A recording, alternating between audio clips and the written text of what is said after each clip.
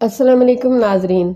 दोस्तों, बहुत सारे लोगों को तो ये पता भी नहीं है कि जाने जहां की एपिसोड नंबर 25 लग चुकी है। रमजान की वजह से इसका शेड्यूल चेंज हुआ है, तो आप प्लीज चेकआउट कर लीजिए। और इसकी रमजान में कितनी एपिसोड्स लगा करेंगी ये मैं आगे जाके आपको बताऊंगी। अपना रिव्यू शहराम के इन खूबसूरत डायलॉग से करेंगे जिनके अंदर बहुत ही दर्द छुपा है। मैं चांद हूँ या फिर वो, दिल ने हमेशा चाहा ही वो जो मेरी पहुंच से दूर रहा। नाजरीन, बहुत ही दर्द छुपा होता है शहराम की इस बात के अंदर। वो चाहे इतना अमीर होता है, इतना दौलतमंद होता है, लेकिन बिल्कुल खाली हाथ होता है। नाजरीन, लेकिन मैं महानूर के इस फैसले से बिल्कुल भी खुश नहीं हूँ। लेकिन वो अकेली भी क्या कर सकती थी। उसके वालिदैन कब तक इन बातों से बहलते कि शहराम उसे मोहब्बत करता है। उसके वालिद ने बड़ी अच्छे तरीके से अपनी बेटी को समझाया। नाजरीन, आप खुद ही सोचो कि अकेले लड़के की मोहब्बत से क्या फर्क पड़ता है।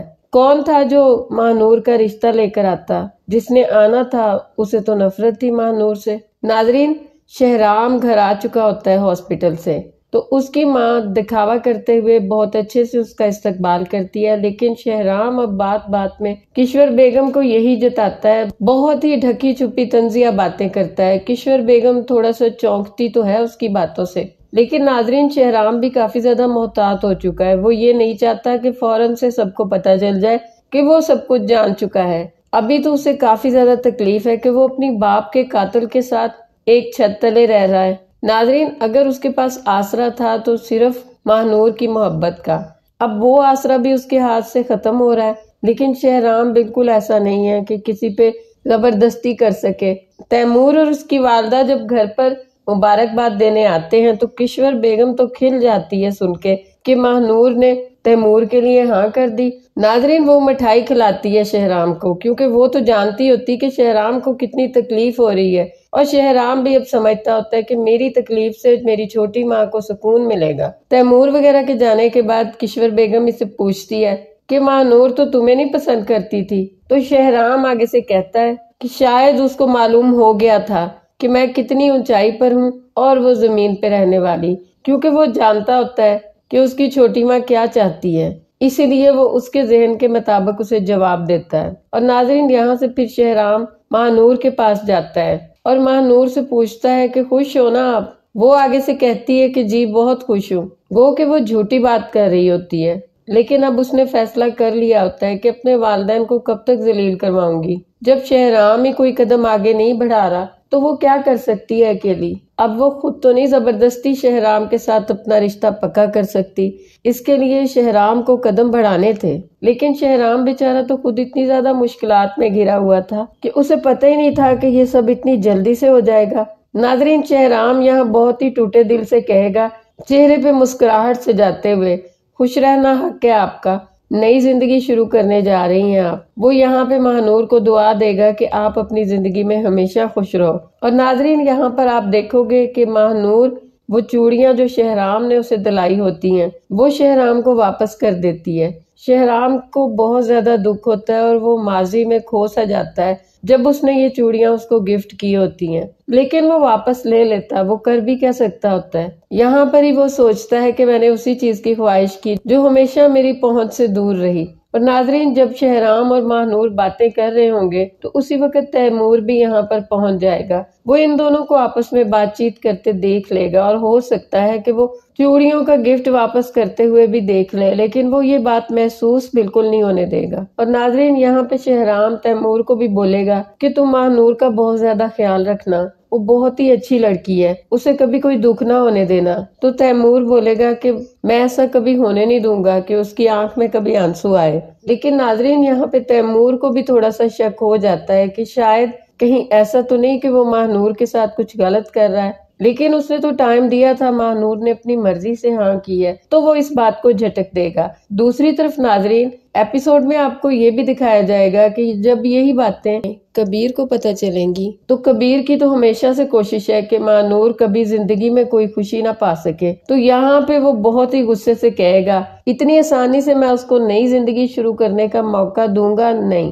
और नाजरीन, कबीर आगे क्या चाल चलने वाला है इस पर हम आगे चल के बात करते हैं। नाजरीन, जब जीनत को पता चलता है कि महानूर ने تو وہ فوراً ماہنور کو فون کرتی ہے اور اس سے پوچھتی ہے کہ تم نے شہرام کو اکیلا چھوڑنے کا کیسے سوچ لیا، کیونکہ ناظرین زینت بھی شہرام سے محبت کرتی ہے، تو جو محبت کرنے والے ہوتے ہیں وہ اپنی محبت کو کبھی دکھی نہیں دیکھ سکتے، چاہے وہ کسی کی بھی ہو لیکن خوش ہو۔ تو زینت چونکہ دل سے اچھی لڑکی ہوتی ہے، لیکن ماہنور اسے آگے سے جواب دیتی ہے کبھی کبھار ہماری خوشیاں دوسروں کے لیے تکلیف اور مایوسی کا باعث بن جاتی ہیں۔ تو زینت آگے سے کہتی ہے کہ تم لوگ اپنی خوشی دیکھو، اپنا سوچو، جس کے جواب میں ماہنور اسے کہتی ہے کہ اتنی خود غرض نہ میں ہوں نہ شہرام۔ ناظرین اب ہم بات کریں گے کبیر آگے کیا چال چلنے والا ہے۔ جیسے جیسے ماہنور کی شادی کی تیاریاں ہوں گی اور دن قریب آئیں گے، کبیر کی سرگرمیاں بھی تیز ہو جائیں گے۔ ہو سکتا ہے کہ مہندی والے دن یا بارات والے دن